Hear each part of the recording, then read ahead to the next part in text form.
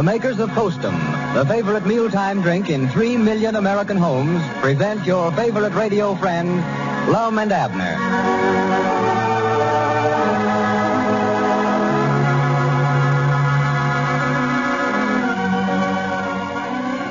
For Pete's sake, do I have to wait for dinner again? Can't we ever eat on time in this house?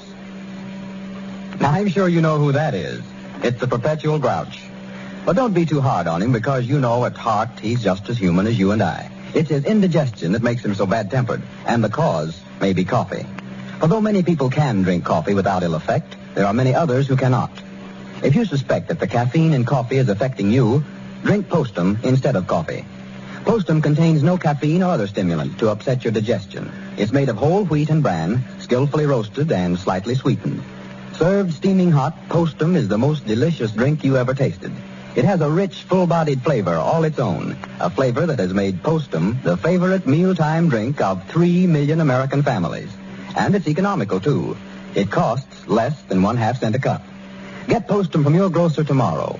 Drink it at every meal and see if your digestion isn't better, if you don't feel better all over.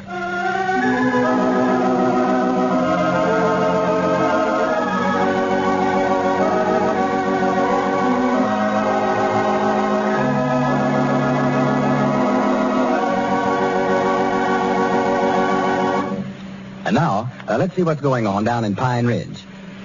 Well, Lum has practically forsaken the Jot'em Down store to devote his time and energy to the Pine Ridge Motion Picture Company. He hopes by producing his own picture to attain the success he had hoped for in Hollywood. As head of the new enterprise, the old fellow is now busy making all arrangements to start production as soon as their camera arrives. As we look in on the little community today, we find Grandpappy Spears over at the Jot'em Down store talking with Abner. Listen. Yeah, well, whereabouts is Lum at now? Well, he left here a while ago, Grandpap, to go out and sign up some actors.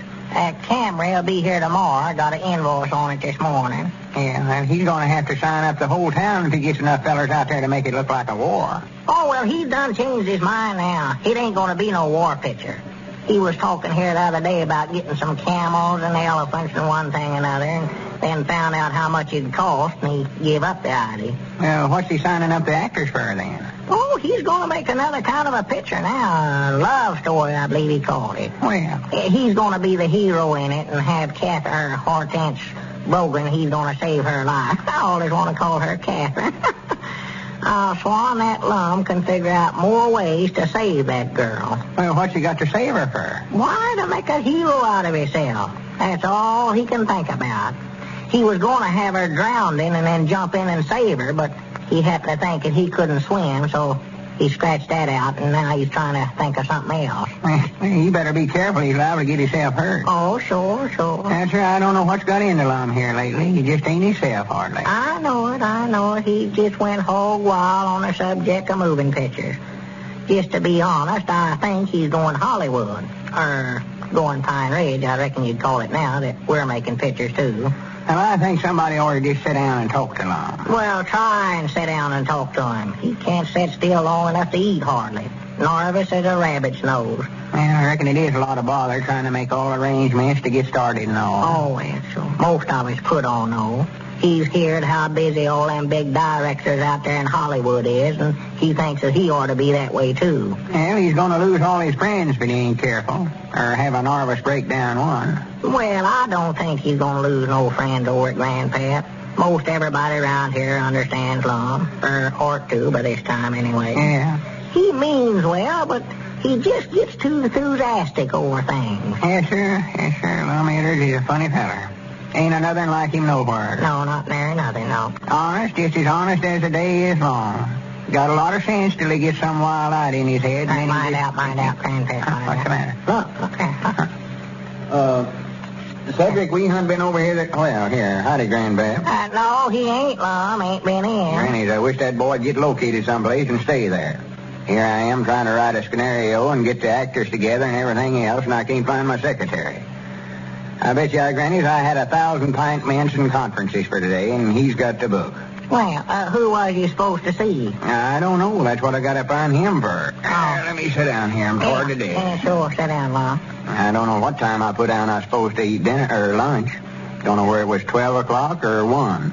And I'm about to starve to death. Well, it ain't 12 yet.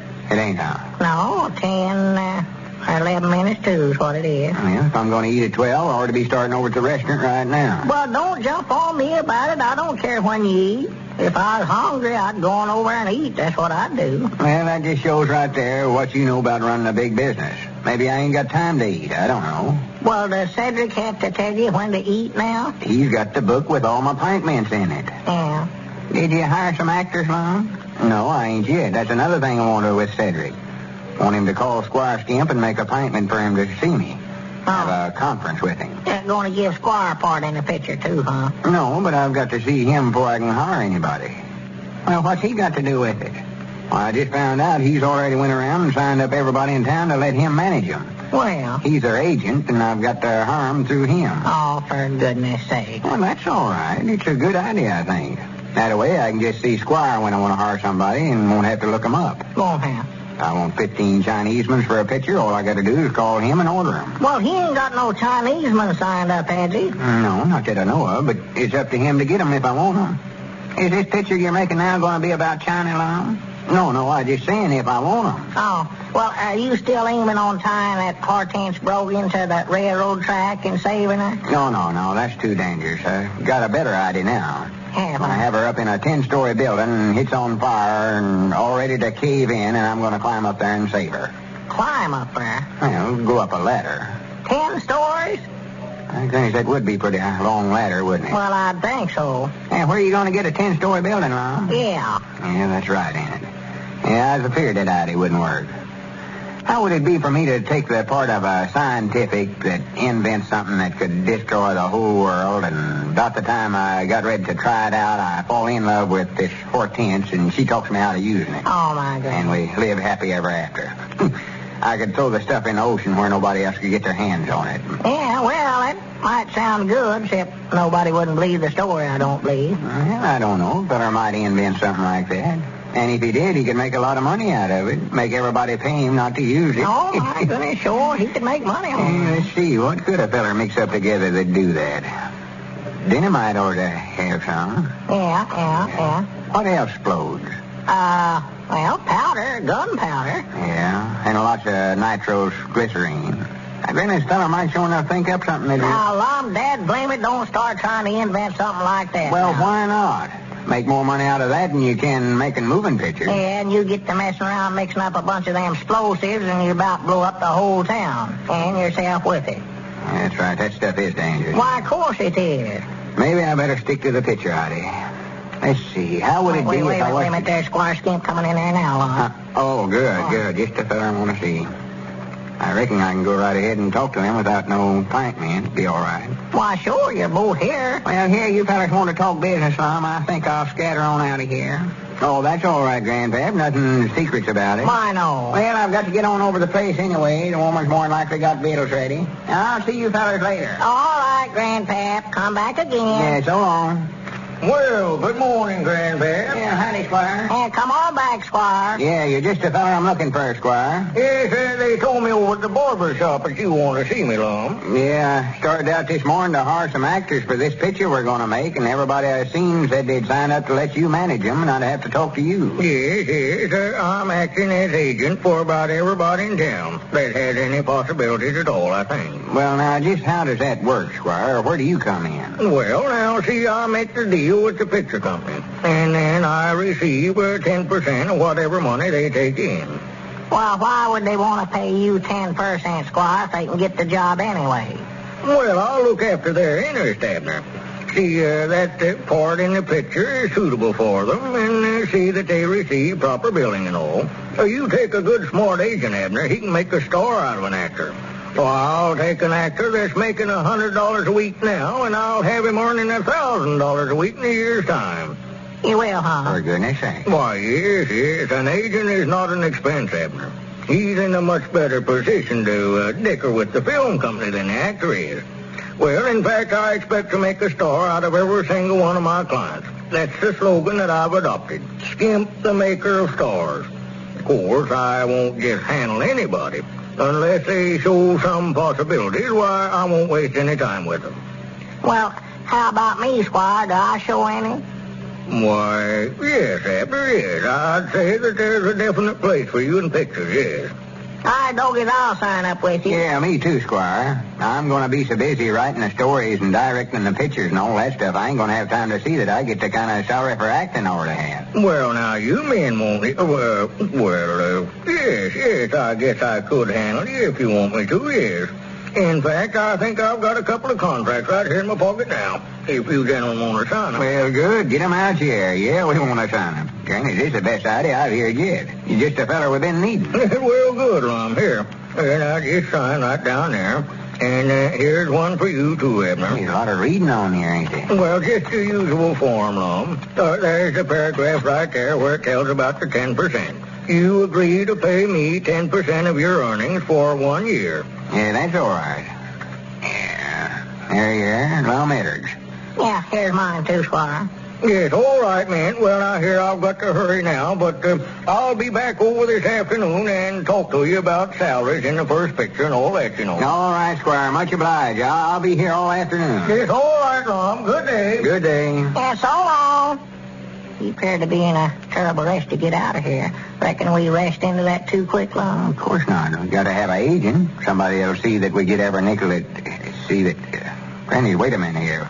We're the ones that own the picture company. We got to pay them salaries ourselves. Huh? You know what we've did? We've signed up to pay Squire 10%, so he'll make us pay ourselves more money than we would have paid us if we never had no agent. And on top of that, we got to pay him 10% of all the money we make for a whole year for doing it. Well, it seems the old fellows will have to confer with Squire Skimp to decide what salary they'll pay themselves. Does your child come rushing in after school and beg for something to eat? Now, it's often a problem to know what to give him, for you don't want to spoil his appetite for supper.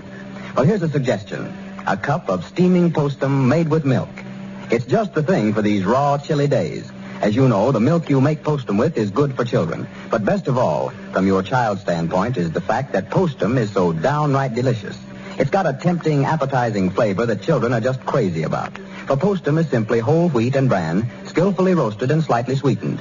It contains no caffeine or other stimulant that could cause sleeplessness, indigestion, or nervousness. And unlike sweet, cloying drinks, postum won't spoil a child's appetite for solid foods. So get postum from your grocer tomorrow and let your child have postum made with milk anytime he wants it. At meals, between meals. He'll love it.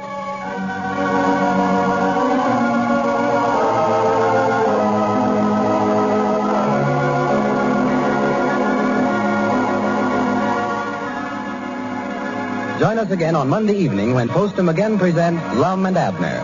Lou Crosby speaking. This is the Columbia Broadcasting System.